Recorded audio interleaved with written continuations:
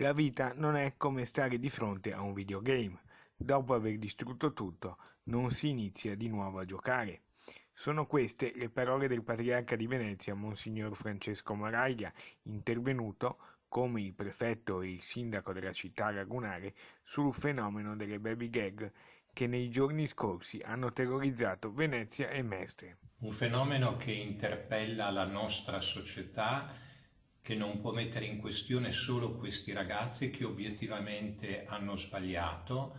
La tematica deve essere portata a livello educativo, Il patriarca chiede una riflessione a 360 gradi. capire soprattutto quali soggetti nella filiera educativa sono venuti meno. Io penso che un dialogo fermo coi genitori sia importante. Mi pare anche che alcuni di questi ragazzi siano molto vicini alla maggiore età, quindi la cosa preoccupa particolarmente. Il fenomeno, secondo Moraglia, non deve essere affatto sottovalutato. E non possiamo qualificare questi comportamenti semplicemente come degli errori di bambini o ragazzate.